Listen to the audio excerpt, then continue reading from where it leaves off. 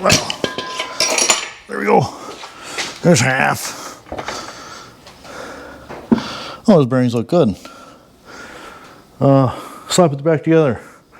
Forget we saw that.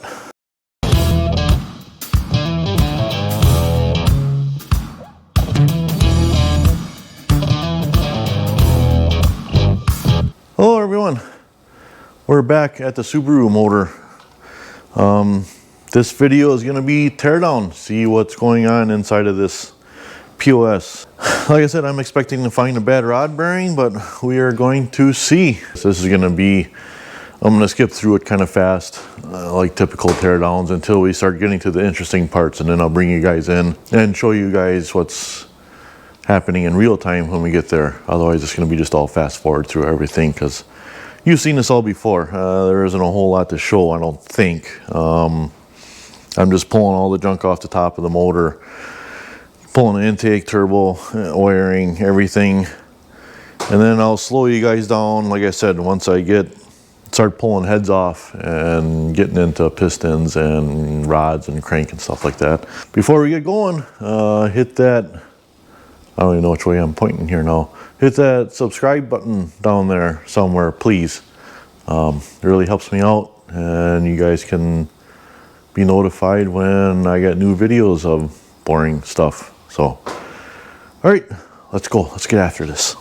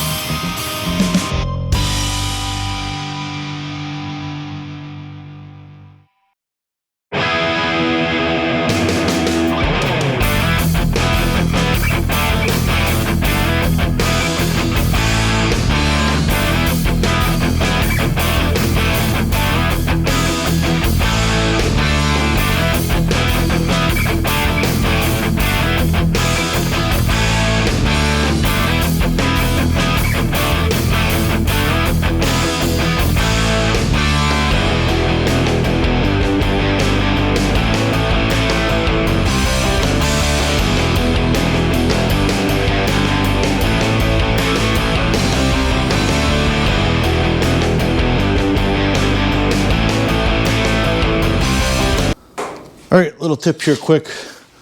We got a hard line here with a fitting in the middle of it, much like a brake line, any of them that have like a compression fitting in the middle, or not a compression, a flare joint in the middle of a hard line. This is an oil feed line to the turbo. So there's like a screw together nut on each side. When you're taking these apart, don't take two wrenches like this and just start reefing on them to get them apart in separate hands. Get one wrench on and get the other one close to it.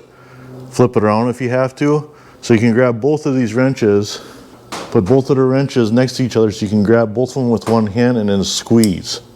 So you're squeezing those two wrenches together to loosen up this nut right here.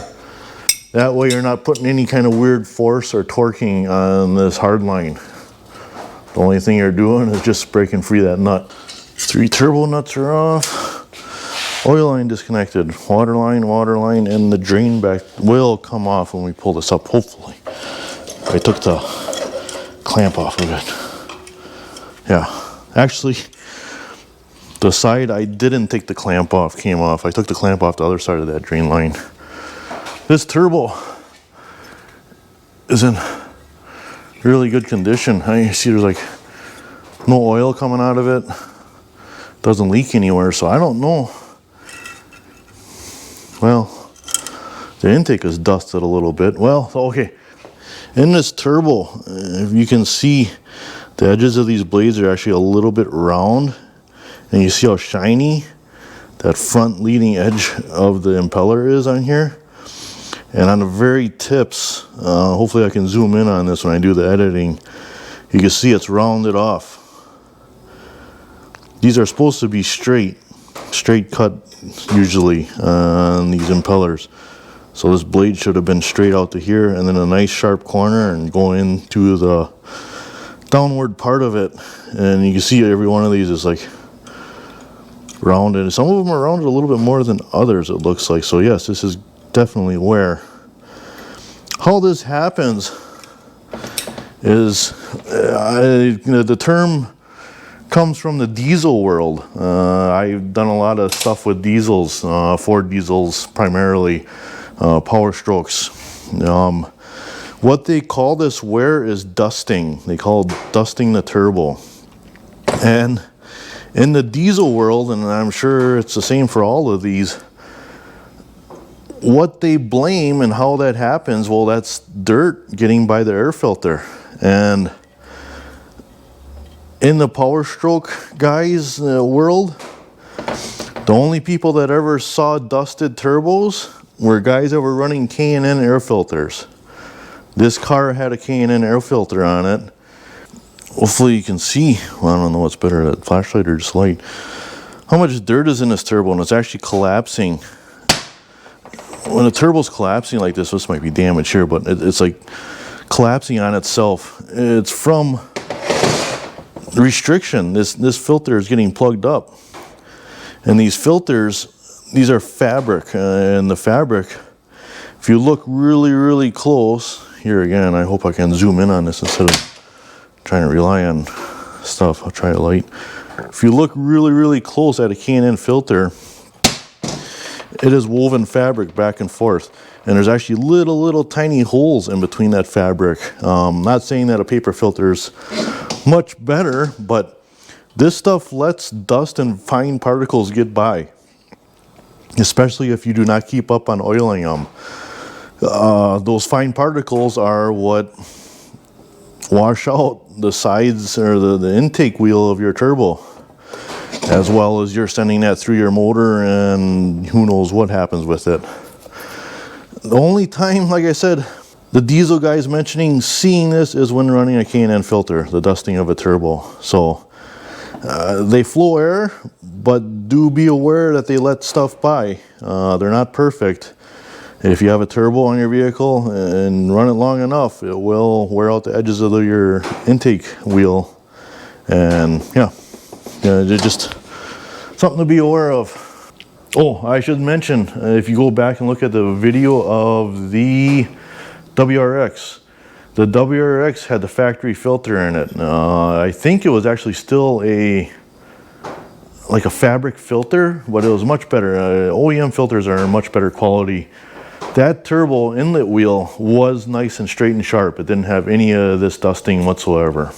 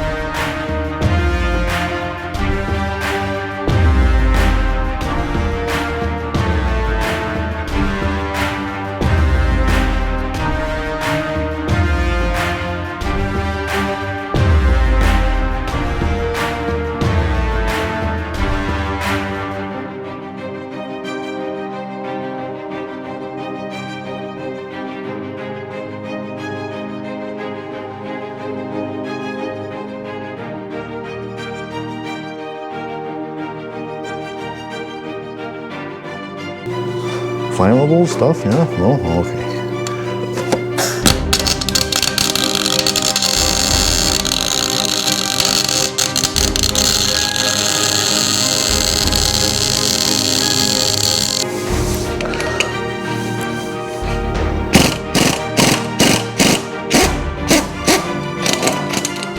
There we go with that one.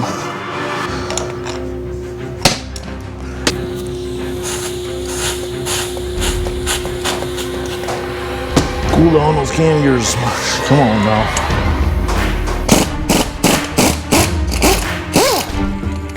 Oof. Uh-oh. There we go. There's one head of a bolt.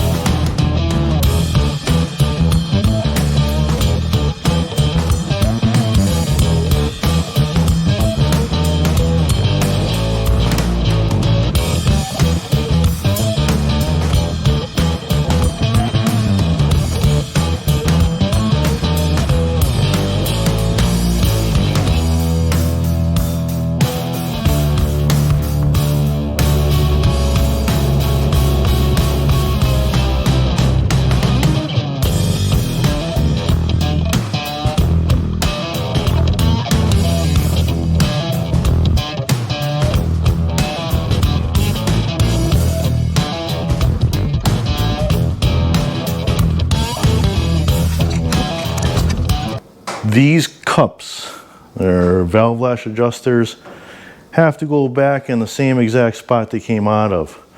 These are actually a certain thickness for taking up the valve lash on whatever valve they're on and cam. So here again, I lay out my cams and stuff on the table. I'll put these next to their corresponding lobe. So when I put this back together, I take one cup, I put it in from its spot that it initially came from. So, and if you look on the bottom of these, there's a number in there. This one says 503. That has something to do with the thickness of it. So this one is probably going to be something different. 504. 508. 509. This is what I'm talking about. This is the exhaust cam. This is the rear of the cam. I put the cups right next to the cam lobe they came from. This is the cam gear side. So yeah, just like this, that's how they lay out in the head. We put them back in the same exact spot they come out. And here we go. Oh. Take a look. Oh, valves look nice. From what I can see so far, it looks good. Yeah, I don't see no burnt ring line or anything on this side yet. What's behind door number 2?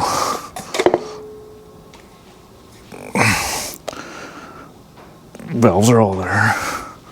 Pistons and cylinders look good.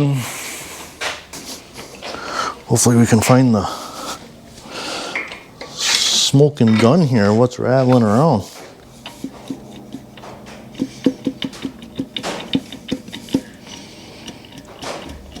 Same one as the WRX, the one Very front one, number one. Pretty sure that's what it was. WRX number one was the one that's toast. Number one all the time. Yep, number one rod bearing. Definitely is not as bad as the WRX one was though. There's one rod nut bolt. Now, if we can just, oh yeah, oh yeah. There's number two. There's piston. Rod bearing, where are you? It's on the crank yet. Skirts look good. Well, that skirt looks good. That skirt looks good. Rings aren't all collapsed. They're all floating around well yet. It's not all burnt on the edge at all. I mean, it is nice. Nice clean motor so far. Come on, feather. There's one rod bearing, or one half of it. Oh yeah. So I can, hopefully you can see, I gotta touch. It's totally wiped out. It's past, if there was copper, it's past the copper. And the edges are like knife edged. You can see like there's a little chunk. So those couple of chunks I found in an oil pan must have been the very ends of this rod bearing. It's toast, but it was still there.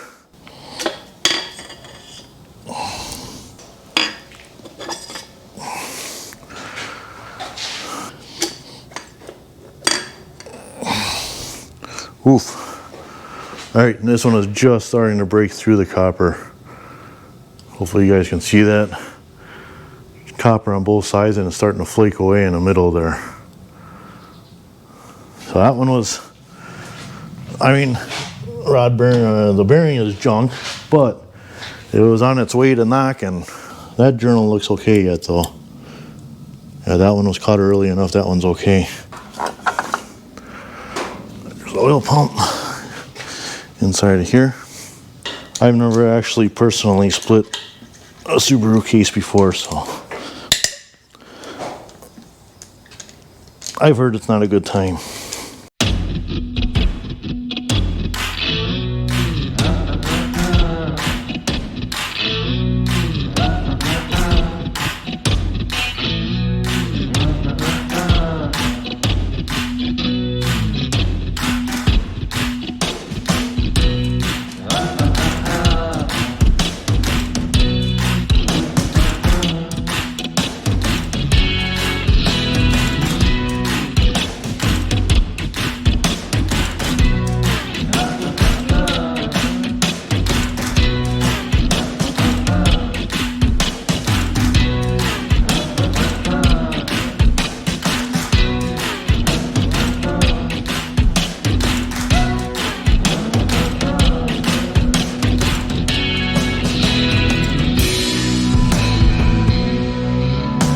See you holding it up.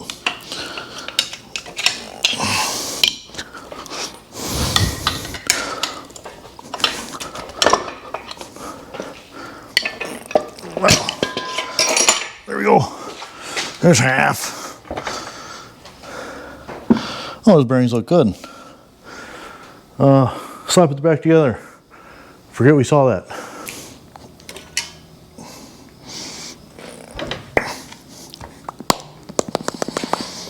These bearings all great shape, hardly any wear on them whatsoever. This, if it wasn't for this crank journal, the rod journal, you wouldn't have had to split this. Yeah, every other rod journal looks nice. I mean, just beautiful, except this one.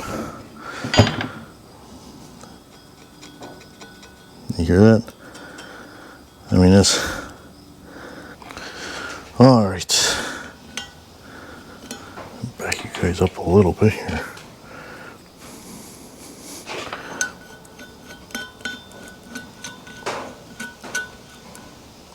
It just barely fits.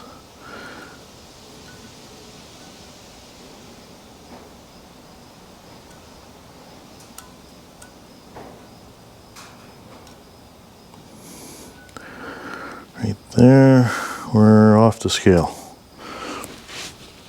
Well, we can still read the thousands here. 20,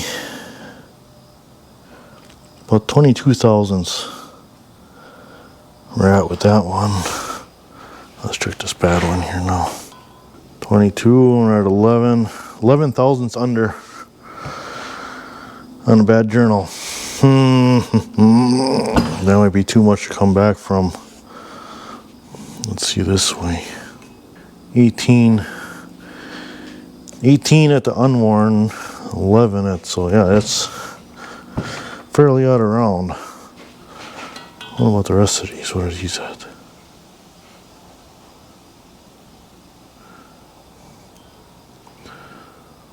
So that's 22 as well. And this one. Well, yeah, 22 as well. So every other rod journal's at 22 thousandths.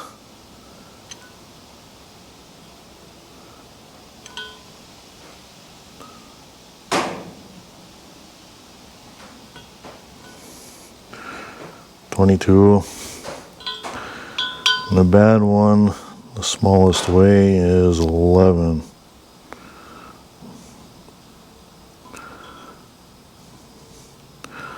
This is the lowest point, pretty sure. Yeah, 11 thousandths. 11 to 12 thousandths on the narrowest spot, so we would have to take off at least that.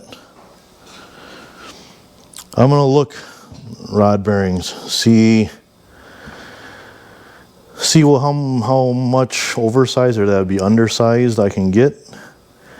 If I can get 15 thousandths undersize bearings, maybe I'll try and salvage this crank yet. Otherwise I don't know. I mean, why I got it apart, I should be replacing these main bearings, but man, they seem so good and they're already matched. So if I can just get that turned, I can just dump this crank back in. But I'm gonna have to do some reading and figuring. I had to come up with a plan here. All right, there we go. Tear down of EJ25. I got everything all laid out here. I'm going to cover this up with a sheet. Same with the rods and pistons. I do have to number those 4, 3, 2, 1. That was the front one. Came off the crank pulley side. That's flywheel side. There's that. 1/2. Like I said, these main bearings look just beautiful. Didn't have to actually come apart for that, but yeah, I'm gonna do some thinking about this. I gotta look for rods. This is already, well, 10 thousandths under, and that's off to one side. So I gotta look for like 20 thousandths main bearing or rod bearing. I don't know. I don't know. All the rest of them are fine. Those can just go back together and get plastic aged and adjusted and whatever they need. I'm gonna do some thinking. I don't know. Maybe I'll even look for a crank. I'm gonna see. Other half here, same thing. Mains are all good. Pretty nice. And over here we got everything laid out. This is how I always take motors apart. Well, you saw like all the main motor parts are over on the bench here, but this is how it comes apart in reverse. So like there's oil pan and all its accessories, and then you just work your way up the parts until you're up to intake manifold and then wiring and putting it back in the car. Layer everything out in a line as it comes off, so when you're going back and putting it together, there's no confusion on what goes on next or anything. You just keep working yourself up the line. Going along. I keep all the fasteners, like there's all the nuts for the exhaust up pipes and manifolds. Water pump bolts are all by it. Heat shield bolts are all in it. All the fasteners, bolts, whatever come out of whatever part, stay with the parts. All the cam gears and all their bolts, well, what's left of their bolts in there. Timing cover, yeah, you get the idea. And then, yeah, final thing is the junk that goes on when it's in the car. So yeah, there we go.